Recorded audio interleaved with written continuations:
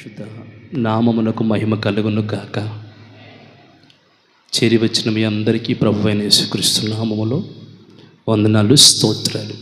అలాగనే మరి ఈ సేవకుల కూడికని ఏర్పాటు చేసిన దైవజనులు ప్రసన్న బాబా అన్న గారికి కూడా ప్రభు పేరిట వందనాలు, స్తోత్రాలు. అలాగనే మా ఆత్మీయ సేవకుల సహవాసం తరపున వచ్చిన ప్రతి దైవజనునికి కూడా ప్రభు పేరిట వందనాలు చెల్లిస్తూ ఉన్నాను. ప్రభు మిమ్మల్ని అందరినీ దీవించునుగాక. చెప్దామందరం ఆమేన్. మరి ఇప్పటికి చాలా సమయం అయింది. మరి దేవుని వాక్యం అన్నిటికంటే ప్రాముఖ్యమైంది కనుక మరి కొన్ని ప్రాముఖ్యమైన విషయాలు ఈ సేవకుల కూడికలో మీకు తెలియపరచాలని ఆశపడుతూ ఉన్నాను.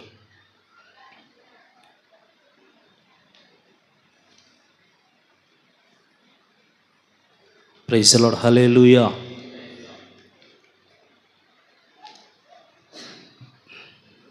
ఒక వాక్యాన్ని మనం చదువుకుందాం.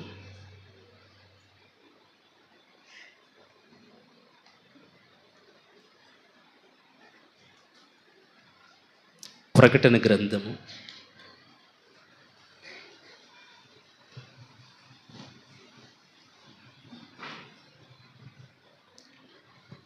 17వ అధ్యాయము 14వ వచనాన్ని మనం చదువుకుందాం. వీరు గొర్రెపిల్లతో యుద్ధము చేస్తారు, కానీ ఆ ప్రభువులకు ప్రభువును రాజులకు రాజు అయ్యున్నందున తనతో కూడా ఉండిన వారు పిలువబడిన వారై, ఏర్పరచబడిన వారై, నమ్మకమైన వారై ఉన్నందున ఆయన ఆ రాజులను జయించును. ఆమేన్. యేసు ప్రభుతో ఉన్నవారు పిలువబడిన వారై, ఏర్పరచబడిన వారై, నమ్మకమైన వారై ఉన్నందున ఆయన ఆ రాజులను జయించెను అనే వాక్యాన్ని చూస్తున్నాం. యేసు ప్రభుతో ఉన్నవారు ఎటువంటి వారు చెప్పండి? పిలువబడిన వారు. చెప్పండి అందరూ. పిలువబడిన వారు. 2 ఏర్పరచబడిన వారు. 3 నమ్మకమైన వారు. పిలువబడిన వారు, ఏర్పరచబడిన వారు, నమ్మకమైన వారు. ఈ సందర్భములో మనం చూస్తూ ఉన్నాం, యేసు ప్రభు ఆ 10 మంది రాజులతో ఉన్నారు.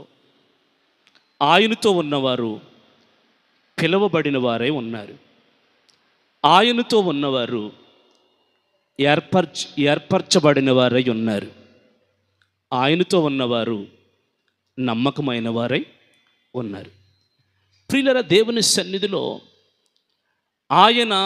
ఆయనతో ఉన్నవారు, ఆయన ఒక్కరే యుద్ధం చేయట్లేదు, కానీ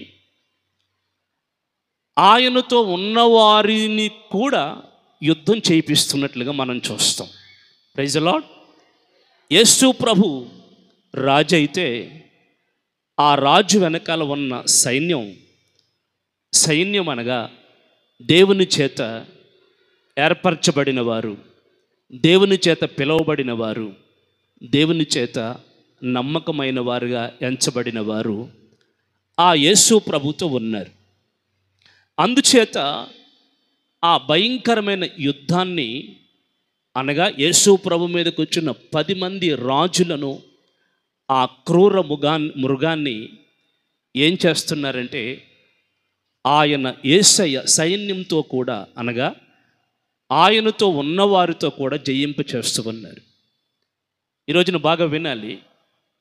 ఈ స్థలంలో మరి సేవకులు మరి సహవాస కూడిక, అలాగనే ప్రసన్న బాబు గారు మరి సంఘాన్ని కూడా ప్రేమతో ఆహ్వానించారు. అందుచేత మీరు సేవకులైనా, దేవుని పిల్లలైనా, విశ్వాసులైనా మీరు ఖచ్చితంగా ఈ మాటల్ని మీకు అనుకూలంగా దాన్ని అర్థం చేసుకోవాలి. Praise the lord.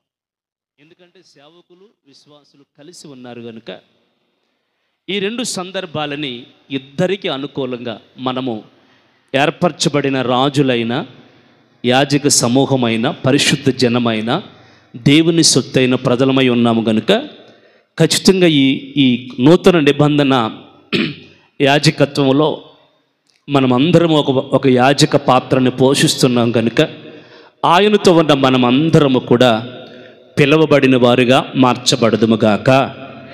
ఆయనతో ఉన్న మనమందరము ఏర్పరచబడిన వారుగా మార్చబడదుముగాక. ఆయనతో ఉన్న మనమందరము నమ్మకమైన వారిగా మార్చబడదుముగాక. మనం ఏదైతే సందర్భాన్ని చదివామో అది మహాశ్రమల కాలంలో జరుగుతున్న విషయాన్ని మనం గమనిస్తాం. ఈ పగటి వేళ మీ కొరకు నేను ప్రార్థన చేస్తున్నప్పుడు ప్రభువు నాకు ఇచ్చిన ఈ ఉపదేశం, ఆయనతో ఉన్నవారు పిలువబడినవారు, ఆయనతో ఉన్నవారు ఏర్పరచబడినవారు, ఆయనతో ఉన్నవారు ఎవరంటే నమ్మకమైన వారు.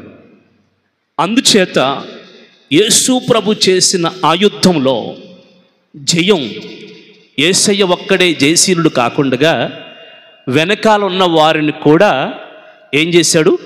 ఆ విజయములో పాలు భాగస్తులుగా మార్చారు. Praise the lord.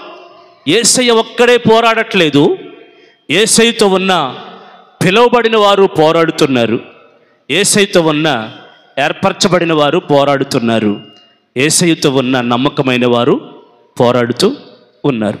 అందుచేత ఈ పగటి వేళ మనం దేవునితో ఉన్న మనం పిలువబడిన వారమా, దేవునితో ఉన్న మనం ఏర్పరచబడిన వారమా, దేవునితో ఉన్న మనం నమ్మకంగా ఉంటున్నామా, నమ్మకమైన వారమా, మనల్ని మనం ప్రశ్నించుకోవాలి. యేసయ్యతో ఉన్న ఈ 3 రకాల స్వభావాలు కలిగి, 3 రకాల వ్యక్తిత్వాలు కలిగి ఉంటేనే ప్రియులరా ఆ యుద్ధంలో జయం కలిగింది.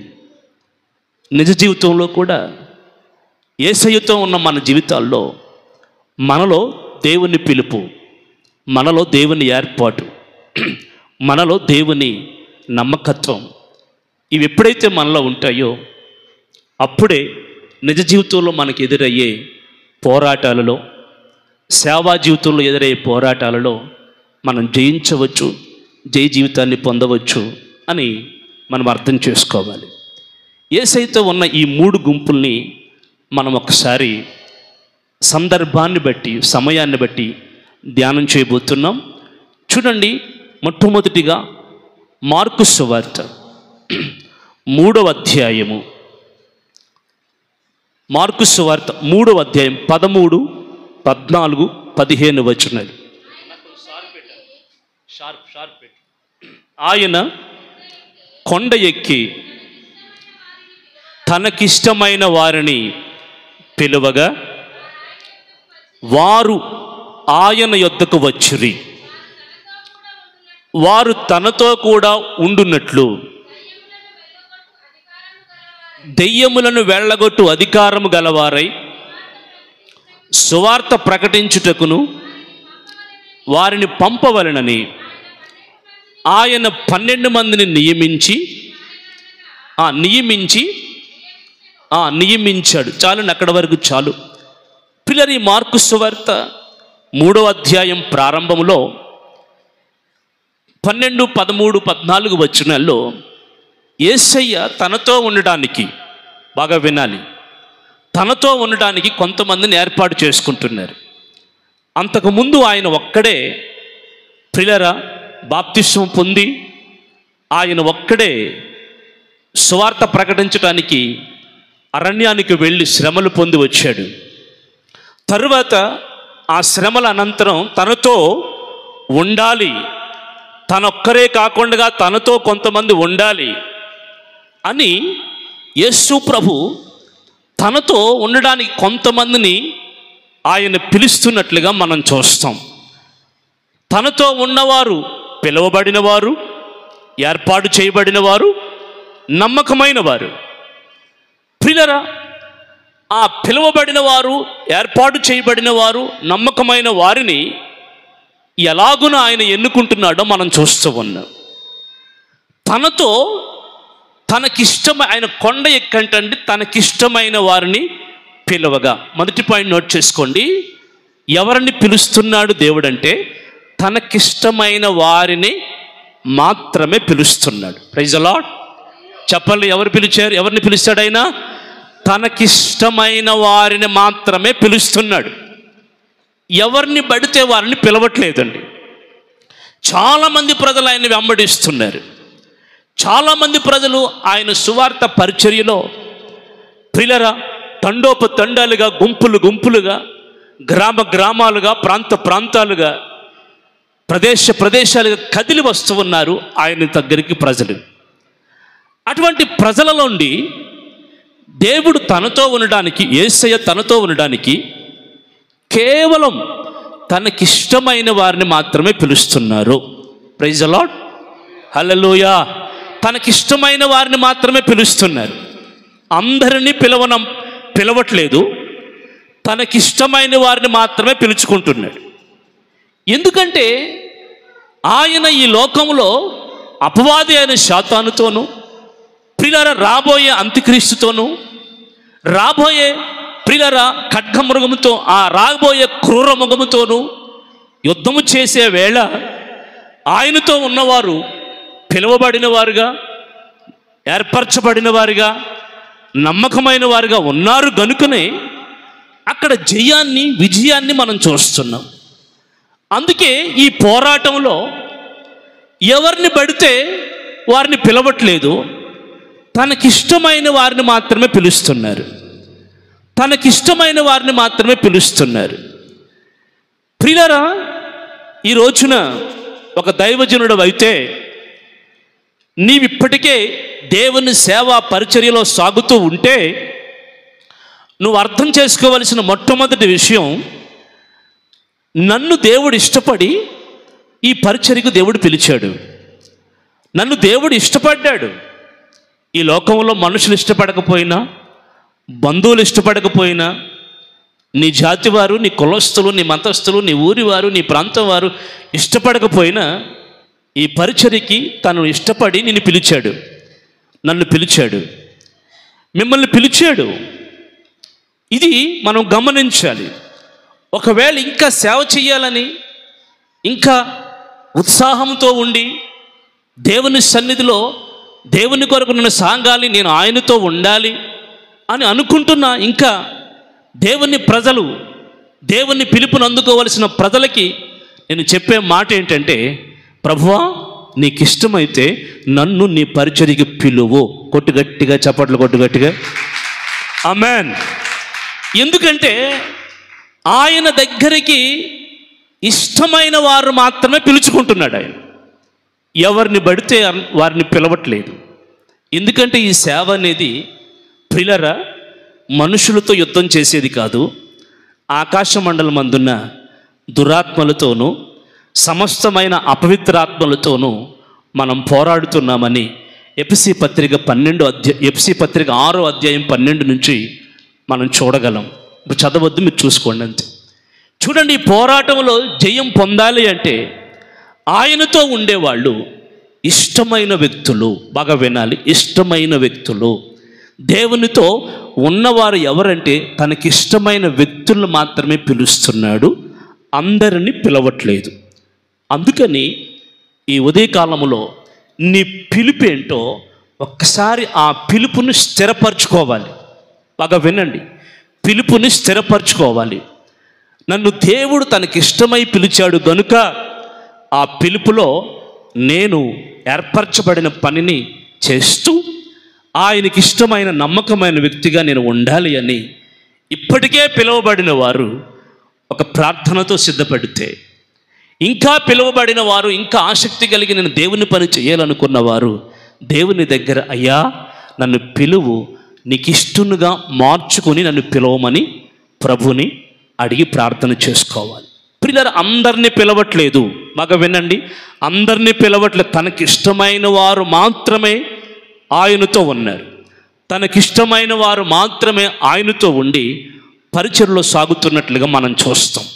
2 పేతురు పత్రిక 1వ అధ్యాయం 10వ వచనంలో, 2 పేతురు పత్రిక 1వ అధ్యాయం 10వ వచనాన్ని మనం చదువుకోగలిగితే, సహోదరులారా మీ పిలుపును ఏర్పాటును నిశ్చయం చేసుకోండి. నిశ్చయం చేసుకోవడానికి మరీ జాగ్రత్త పడండి. ప్రైజ్ ది లార్డ్, హల్లెలూయా. అందువలన నా సహోదరులారా మీ పిలుపుని మీ ఏర్పాటుని నిశ్చయం చేసుకోవడానికి జాగ్రత్త పడండి.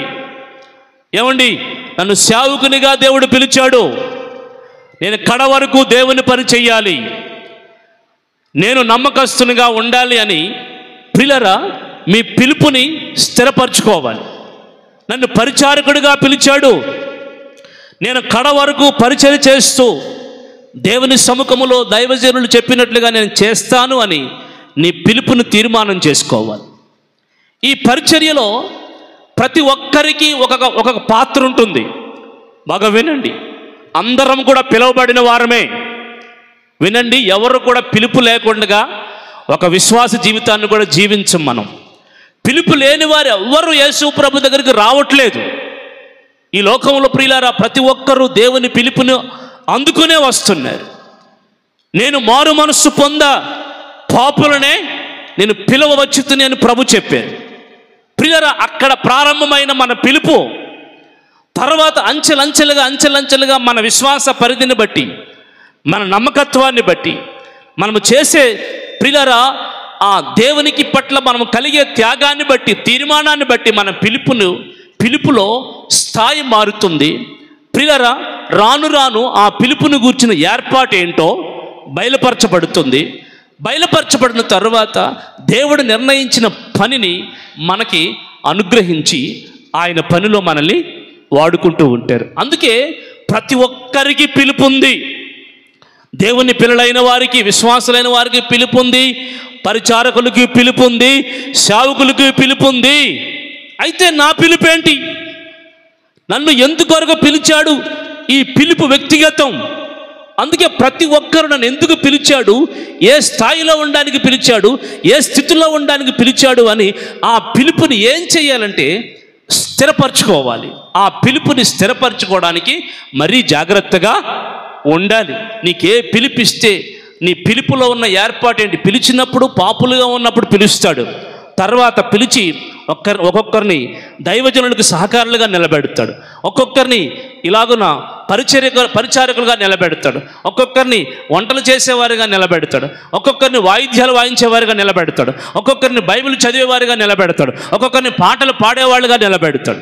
పిలుపు ఒక్కటే, కానీ ప్రతి మనిషికి ఉన్న ఏర్పాటు అనేది ప్రియులారా మనం గమనించుకోవాలి. నన్ను ఎందుకు దేవుడు ఏర్పాటు చేసుకున్నాడు? నన్ను ఎందుకు దేవుడు ఇలాగ నిలబెడుతున్నాడు? నా పట్ల దేవుని ఆలోచన ఏంటి? నా పట్ల దేవుని సంకల్పం ఏంటి? నా పట్ల దేవుని ఏర్పాటు ఏంటి అనేది ప్రతి మనిషి ఈ రోజున ఒక నిశ్చయితలోకి వచ్చినప్పుడు ఆ పిలుపుని గమనించిన నీవు నీ కొరకు ఏర్పాటు చేసిన ఏర్పాటులో నిలబడడానికి అవకాశం కలుగుతుంది. Praise the lord. అందుకే మన పిలుపును నిశ్చయపరచుకోవాలని దేవుని వాక్యం సెలవిస్తుంది. 1 కొరింథీ పత్రిక 1వ అధ్యాయము 26 నుండి 30 వచనాలని మనం నోట్ చేసుకోండి. 1 కొరింథీ పత్రిక 1వ అధ్యాయము 26 నుండి 30 వచనాలని మీరు నోట్ చేసుకోండి. ఒకసారి చదవండి కంటిన్యూగా. సహోదరులారా, అదిగో మిమ్మల్ని పిలిచిన పిలుపును చూడండి. మీలో లోకరీతిన జ్ఞానులైనను, ఏమండి, లోకరీతిన జ్ఞానులైనను, గనులైనను, గొప్ప వంశము వారైనను అనేకులు పిలువబడలేదు. కానీ ఏ శరీరియు దేవుణ్ణి ఎదుట అతిశయింపకుండునట్లు జ్ఞానులను సిగ్గుపరచడానికి లోకములో ఉండు వెర్రి వారిని దేవుడు ఏర్పాటు చేసుకుని ఉన్నాడు. బలవంతులైన వారిని సిగ్గుపరచడానికి లోకములో బలహీనులైన వారిని దేవుడు ఏర్పాటు చేసుకున్నాడు. ఎన్నికైన వారిని వ్యర్థం చేయడానికి లోకములో నీచునైన వారిని, తృణీకరింపబడిన వారిని, ఎన్నిక లేని వారిని దేవుడు ఏర్పరచుకొని ఉన్నాడు. చూడండి, పిలిచిన పిలుపుని మనం గమనిస్తే, మన పిలిచిన పిలుపు చూడండి. ఆ పిలుపు ఎలాగుందంటే మనకంటే లోకములో ఎంతోమంది గనులు ఉన్నారు. మనకంటే ఎంతోమంది లోకములో జ్ఞానవంతులు ఉన్నారు. మనకంటే లోకములో ఎంతోమంది ప్రియ గొప్ప పేరు ప్రఖ్యాతులు కలిగిన వాళ్ళు ఉన్నారు. అయినా నువ్వు దేవుడంటండి ఘనతను చూడలేదు. వినాలి, ఘనతను చూడలేదు, గొప్పతనాన్ని చూడలేదు, జ్ఞానాన్ని చూడలేదు, చదువుని చూడలేదు, అంతస్తును చూడలేదు, ప్రియులారా నీ బలాన్ని కూడా చూడలేదు. కానీ వీటేమిని చూడకుండగా దేవునికి ఇష్టంగా నువ్వు నిన్ను చూసుకుని, నీవు దేవునికి ఇష్టమైనందున నువ్వు బలహీనుడు అయినా నిన్ను దేవుడు తన పరిచర్యకి పిలిచాడు. నువ్వు జ్ఞానం లేని వారివైనా దేవుడు తన పరిచర్యకి పిలిచాడు. నీవు అందము లేని వాళ్ళవైనా దేవుడు తన పరిచర్యకి పిలిచాడు. నీవు గొప్పతనము పేరు ప్రఖ్యాతులు లేని వారివైనా సరే దేవుడు తన పరిచర్యకి నిన్ను పిలిచాడన్న సంగతి మర్చిపోవద్దు. మనకంటే గనులు ఎంతోమంది లోకములో ఉన్నారు, కానీ వారెవరిని పిలవలేదు. ప్రియులారా, ఈ అమూల్యమైన పరిచర్య, ఈ అమూల్యమైన సేవా పరిచర్య, నూతన నిబంధన యాజకత్వ పరిచర్య చేయడానికి దేవుని పిల్లలమైన మనల్ని పిలిచిన పిలుపును చూడండి ఒక్కసారి. ఈ లోకంలో మనకంటే ఎంతోమంది ఉన్నారు, అయినను వారు ఆరాధించడానికి రాలేకపోతున్నారు. ఈ లోకంలో మనకంటే చదువుకున్న వాళ్ళు ఎంతోమంది ఉన్నారు, అయినను వారు దేవుని పరిచర్య చేయలేకపోతున్నారు.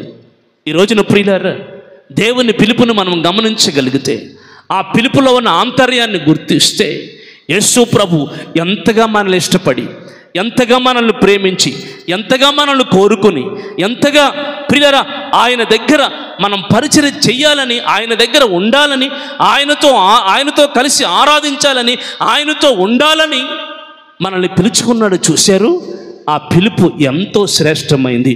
ఆ పిలుపు ఈ లోకములో ఉన్న ఎవరు మనల్ని పిలవలేదు. కొట్టండి గట్టిగా చప్పట్లు, బిగ్గరగా కొట్టాలి. ఎవ్వరూ పిలవలేదు మనల్ని, ఆయన ఒక్కడే పిలిచాడు.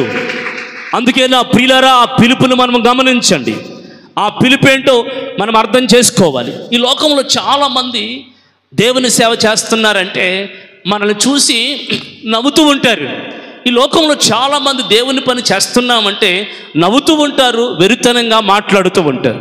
అందుకే బైబిల్లో ఇక్కడ 24వ వచనంలో రాయబడిన మాట, మొదటి కొరింథీ పత్రిక 1వ అధ్యాయం 24వ వచనంలో రాయబడిన మాట, ఆయన యూదులకు ఆటంకముగాను అన్ని జనులకు వెర్రితనంగాను ఉన్నాడు, కానీ యూదులకేమి క్రీస్తు దేశస్థులకేమి పిలువబడిన వారందరికీ క్రీస్తు దేవుని శక్తియు దేవుని జ్ఞానమై ఉన్నారు.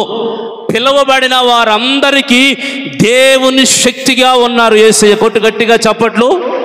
ఈ రోజున పిలువబడిన నీ ఎదుట దేవుడు తన శక్తిని కనపరుస్తున్నాడు. పిలువబడిన నీ ఎదుట దేవుడు తన ప్రభావాన్ని కనపరుస్తున్నాడు. పిలువబడిన నీ ఎదుట తన శక్తి సామర్థ్యాలని ఆయన నీ కనుల ఎదుట ధారపోస్తూ ఉన్నారు. ఎందుకంటే ఆ శక్తి సామర్థ్యాలు కలిగి దేవుని పని నువ్వు చెయ్యాలని ప్రియులారా దేవుడు తన శక్తిని నీ ఎదుట కనపరుస్తున్నాడు. పిలువబడిన వారికే క్రీస్తు శక్తి, దేవుని శక్తి. పిలుపు లేని వాళ్ళకి ఏంటండి? వెర్రితనం. పిలుపు లేని వాళ్ళకి ఏంటి చెప్పండి? వెర్రితనం ఆటంకకరంగా వ్యతిరేకంగా కనబడుతుంది. కానీ నిన్ను పిలిచాడంటే నీ కనుల ఎదుట దేవుడు తన శక్తి అంతటిని ధారపోసి నీ ఎదుట అద్భుతములు చేయబోతున్న దేవుడు. కొట్టు గట్టిగా చప్పట్లు. మోషేతో చెప్పిన దేవుడు, నీ ఎదుట నా మంచితనమంతా నేను చూపిస్తాను, యెహోవా అనే నామమును నీ ఎదుట ప్రకటిస్తాను అని చెప్పిన దేవుడు, మనల్ని పిలుచుకున్న ఆ దేవుడు దేవుని శక్తి అంతా నీ ఎదుట కనపరచబోతున్నాడు. నువ్వు చేసే కార్యాలు శక్తి కలిగిన కార్యాలు, నువ్వు ప్రకటించే కార్యాలు శక్తి కలిగిన కార్యాలు, నీ నోట మాట్లాడే కార్యాలు దేవుని శక్తితో నింపబడిన కార్యాలు. రెండోది, పిలువబడిన వారికి క్రీస్తు అంటే జ్ఞానం అంటారు. చెప్పండి, ఆయన జ్ఞానమయ్యున్నాడు. ఎవరికి? పిలువబడిన వారికి మాత్రమే శక్తి కనబడుతుంది, పిలువబడిన వారికి మాత్రమే దేవుని జ్ఞానం కనబడుతుంది. పిలుపు లేని వాళ్ళకి వెర్రితనం, పిలుపు లేని వాళ్ళందరూ అపహరిస్తారు, పిలుపు లేని వాళ్ళు నవ్వుతారు. నా సహోదరుడా, లోకంలో ఎంతోమంది ఉండగా నిన్ను మాత్రమే పిలుచుకుని, నిన్ను మంచివాడిగా ఎంచుకుని, తనకిష్టమైన వానిగా ఎంచుకుని నీ ఎదుట తన శక్తిని ప్రదర్శిస్తున్న దేవుడు ఇంకెవరైనా ఉన్నారంటారా? నీ ఎదుట తన జ్ఞానాన్ని ప్రదర్శిస్తున్న దేవుడు ఇంకెవరైనా ఉన్నారంటారా? అందుకే ఆయన మనకు జ్ఞానము, ఆయన మనకు శక్తి అయి ఉన్నారు. అందుకే ప్రియులారా, ఈ పిలుపుని మనం ఏం చేయాలి తెలుసా? నిశ్చయపరుచుకుని ఆ పిలుపులో మనమందరము నిలిచి ఉందుముగాక. మనల్ని పిలిచిన పిలుపులో నిలిచి ఉందుముగాక. మన ఎదుట దేవుడు తన శక్తిని కనపరచునుగాక. మన ఎదుట దేవుడు తన మహిమైశ్వర్యమైన జ్ఞానాన్ని మన ఎదుట దేవుడు తెలియపరచునుగాక. ఆమేన్. ఎవరిని పిలుస్తున్నాడు చెప్పండి? తనకిష్టమైన వారిని మాత్రమే పిలుస్తూ ఉన్నారు. ఒకసారి పౌలు గారు అన్నారు, ఏమనో తెలుసా? పౌలు గారు ఏమన్నారంటే, నేను ప్రభువునకు ఇష్టుడను. చెప్పండి, ప్రభువునకు ఇష్టుడను. ఎక్కడ? రోమా పత్రిక 14వ అధ్యాయం 18వ వచనం. రోమా పత్రిక 14వ అధ్యాయం 18వ వచనం. నేను దేవునకు ఈ విషయమందు క్రీస్తునకు దాసుడైన వాడు దేవునికి ఇష్టుడు. నోట్ చేసుకోండి, దేవునికి ఇష్టుడు. దేవునికి ఇష్టుడు అంటాడు ఈ పౌలు. ఒకప్పుడు ఎలా ఉన్నాడు తెలుసా? ఈ పౌలు గారు ఎలా ఉన్నాడు? సౌలుగా ఉన్నప్పుడు హింసకుడుగాను, దోషకుడుగాను, హానికరుడుగాను. ఏమండి? తిమోతి మొదటి పత్రిక మొదటి అధ్యాయము 12-13 వచనాల్లో మనం చదవగలిగితే పౌలు అంటూ ఉన్నారు. మొదటి తిమోతి పత్రిక 1వ అధ్యాయం 12-13 వచనాల్లో, పూర్వము చదవండి అమ్మ, ఎవరొకరు చదవాలి త్వరగా. పూర్వము దోషకుడను, హింసకుడను, హానికరుడనే నన్ను తన పరిచర్యకు నియమించి నమ్మకమైన వానిగా ఎంచినందుకు నన్ను బలపరిచిన మన ప్రభువైన యేసుక్రీస్తు నామమునకు మహిమ కలుగును గాక. ఆమేన్. చూడండి ప్రియులారా, ఒకప్పుడు హింసకుడు. మీలో చాలామంది దేవుని ప్రజల్ని హింసించిన వారు ఉన్నారు. మీలో చాలామంది దేవుని సంఘాలని, దేవుని సేవకుల్ని హింసించిన వారు ఉన్నారు, నాతో సహా. ప్రియులారా, మనలో చాలామంది దూషించిన వాళ్ళు ఉన్నాం, మనలో చాలామంది హానికరులు ఉన్నాం, మనలో చాలామంది దేవుని సంఘాన్ని కానీ, దేవుని సేవకులను కానీ, ఇంకా చెప్పాలంటే లోకంలో ఉన్న వారిని కూడా అమితముగా మనము హింసించిన వారమై ఉన్నాము. అయినను దేవుడు తనకిష్టమైన వారిగా మనల్ని మార్చుకుని, మనల్ని పిలుచుకుని ఈ ఘనమైన సేవను దేవుడు మనకిచ్చాడు. ప్రియులారా, పూర్వ హింసకుడును, దోషకుడును, హానికరుడు నన్ను ఏం చేశాడు? తన పరిచర్యకి నమ్మకమైన వానిగా ఎంచి పిలుచుకున్నాడు. Praise the lord. నమ్మకమైన వానిగా ఎంచి పిలుచుకున్నాడు. ఈ సేవ చేసే భాగ్యం మనకు మనం సంపాదించింది కాదు, నాకు నేను సంపాదించింది కాదు, నీకు నువ్వు సంపాదించింది కాదు. ఒకవేళ నీకు నువ్వు సంపాదించుకోవాలన్నా అది నీ తరం కాదు. బాగా వినండి. ఇది ప్రియులారా, ఎవరి జ్ఞానం చొప్పునో, ఎవరి తెలివి చొప్పునో, ఎవరి వాక్చాతుర్యం చొప్పునో, ఎవరి బలహీనతల చొప్పునో సంపాదించుకునే సేవ కాదు ఇది. ఈ పరిచర్య దేవుడు ప్రేమించి మనకి ఇవ్వాలి. దేవునికి ఇష్టడుగా మనల్ని ఎంచుకుని ఈ సేవ మనకి ఇవ్వాలి. ప్రియులారా, పౌలు అంటున్నాడు రోమా పత్రికలో, ఏమంటున్నాడంటే, నేను ఈ విషయము దేవునికి ఇష్టడునై ఉన్నాను. దేవునికి ఇష్టడై ఉన్నాను.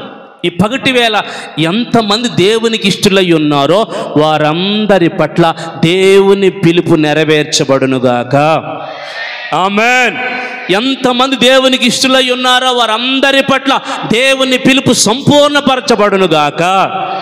ప్రియులారా, అందుకే దేవుడు ఇష్టమయ్యే మనకి సేవనిచ్చాడండి. అందుకని ఏదో మాట రాయబడి, ఇష్టమైన చోట కష్టమైనా ఏమనిపించదంట? చెప్పండి. ఇష్టమైన చోట కష్టమైనా అంత కష్టంగా అనపడదండి. అందుకని దేవుడు ఇష్టంగా ప్రేమించి మనకి ఇచ్చిన ఈ పరిచర్య కొంచెం కష్టమైనా సరే భరించుకుంటూ, ఓర్చుకుంటూ మనము ఈ సేవ చెయ్యాలి. అలాగును చేయుదుముగాక. ప్రియులారా, కొన్నిసార్లు ఈ పరిచర్యలో మనకు కష్టాలు ఎదురవుతూ ఉంటాయి. మన దైవజనులు మనకు చెప్పిన పని విషయాల్లో కొద్ది కష్టంగా ఉంటుంది. మన సేవకులు మనకు డ్యూటీ వేసి ఆ డ్యూటీ నిర్వర్తించడంలో కొంచెం కష్టంగా ఉంటుంది. పిల్లలు, ఇలాగున మనము నిర్ణయింపబడిన కాలం ప్రకారంగా నిర్ణయింపబడిన దేవుని పరిచయం చేసేటప్పుడు మనకు చాలా కష్టాలు ఎదురవుతాయి. అయినను ఆ కష్టాలన్నీ ఎవరైతే ఇష్టంగా తీసుకుని దేవుని పరిచయం చేయగలరో వారిని దేవుడు బహుగా ఇష్టపడతాడు. అందుకే నా ప్రియులారా, ఆయన ఎవరిని పిలుచుకున్నాడు? తనకిష్టమైన వారిని మాత్రమే పిలుచుకున్నాడు. అందుకే తనకిష్టమైన వారిని పిలిచి ఏర్పాటు చేసుకుంటున్నాడు. తనకిష్టమైన వారిని పిలిచి ఏర్పాటు చేసుకుంటున్నాడు. అపోస్తుల కార్యాలు 13వ అధ్యాయం 2వ వచనంలో, అపోస్తుల కార్యాలు 13వ అధ్యాయం 2వ వచనంలో, వారు ప్రభువును సేవిస్తూ ఉపవాసము చేయుచుండగా పరిశుద్ధాత్మ నేను బర్నబాను సౌలును పిలిచిన పని కొరకు వారిని నాకు ప్రత్యేకించండి. బాగా వినండి, పిలిచిన పని కొరకు వారిని నాకు ప్రత్యేకించండి. నేను సౌలుని బర్నబాన్ని పిలిచాను. వారు సంఘములో ఉపవాస ప్రార్థనలు చేస్తున్నారు, రేయింబగళ్ళు దేవుని సేవిస్తున్నారు గనుక వారిని ఏం చెయ్యాలి? ప్రత్యేకపరచాలి. Praise the lord. వారిని ఏం చేయాలి? ప్రత్యేకపరచాలి. మరి ఈరోజు కొన్ని అభిషేక కార్యక్రమాలు ఉన్నాయి. అభిషేకాల కొరకు దైవజనులు కొన్ని వాక్యాలు మీకు చూపించి అభిషేకం చేయిస్తారు. కానీ ప్రియులారా, ఇప్పుడు ఆ బిడ్డలు ఇప్పటి వరకు సంఘంలో ఎలాగున్నారంటే ప్రార్థనలు చేస్తూ ఉపవాసాలు చేస్తూ సేవకులు చెప్పిందంతా చేస్తూ ఉంటే, ఈ దినాన్న ఆ బిడ్డల్ని దేవుడు తన దైవజనులకు చెప్పినట్లు ఏం చేస్తున్నారంటే దేవుడు ఈరోజు వారిని ప్రత్యేకపరుస్తున్నాడు. ఆమెను పిలిచిన పని కొరకు ప్రత్యేకపరుస్తున్నారు. అందరినీ పిలుస్తాడు దేవుడు, కానీ పిలుపులో ఏముండాలి?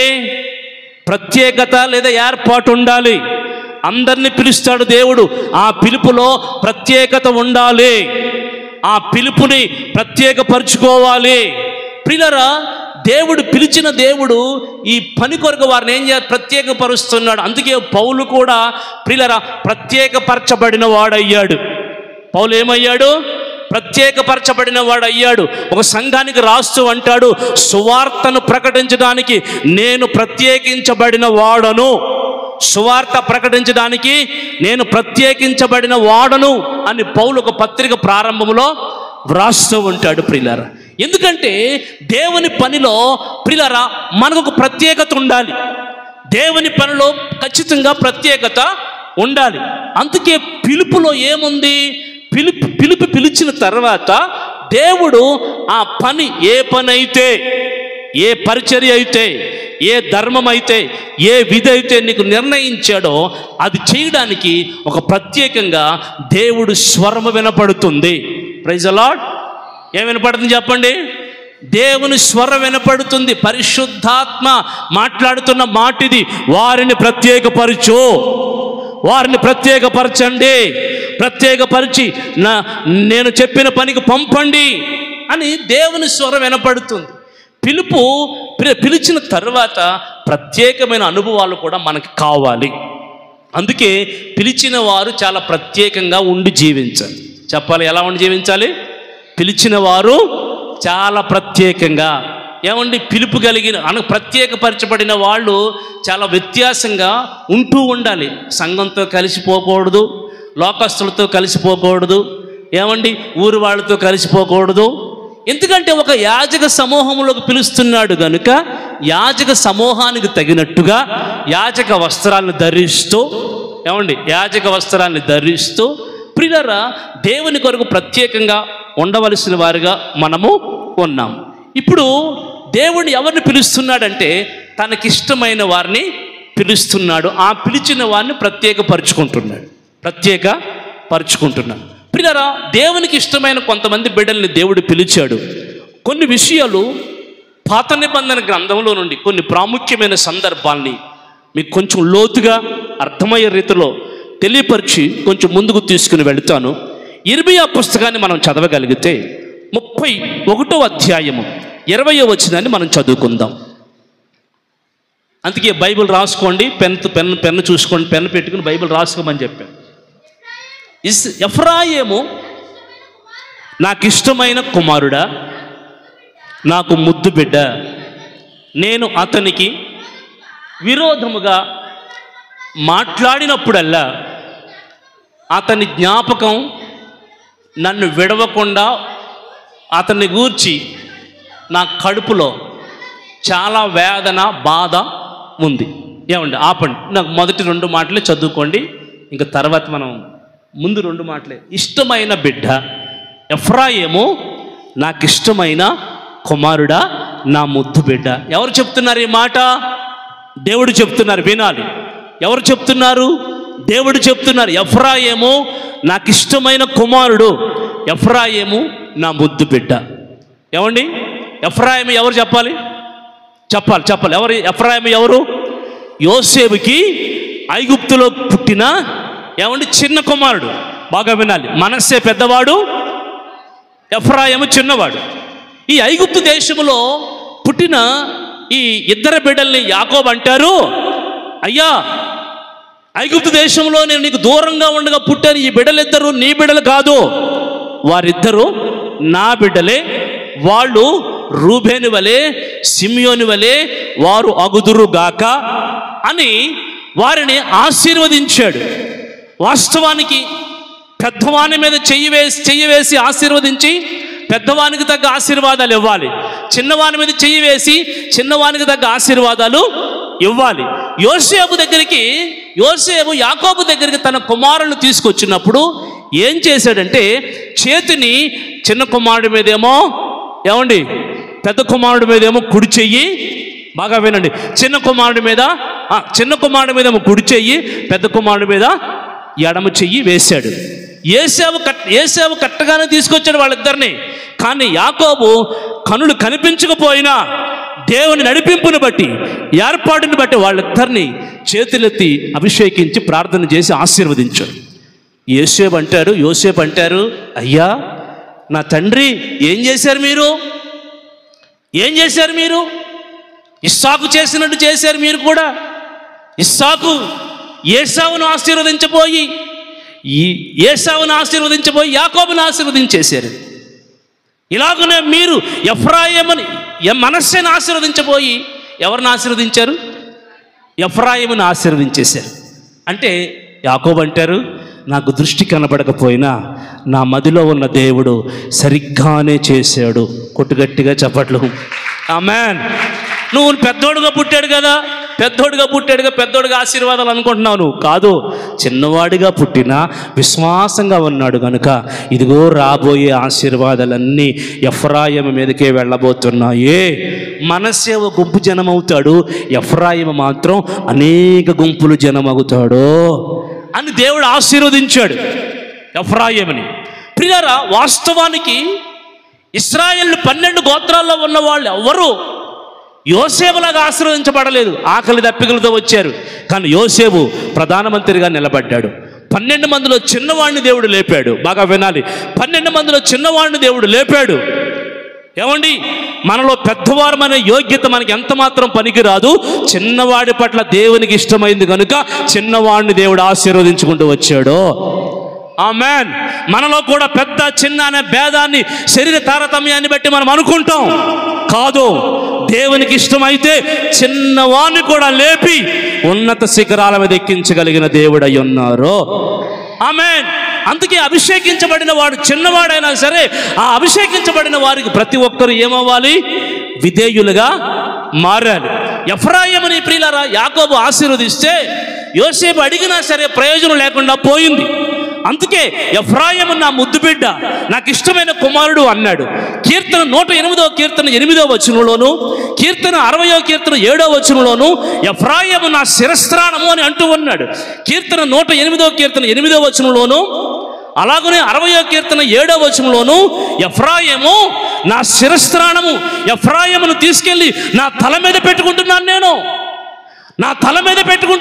నా నెత్తిని ఎక్కించుకుంటున్నాను నేనని ప్రియులారా ఎఫ్రాయిమును గురించి దేవుడు మాట్లాడు.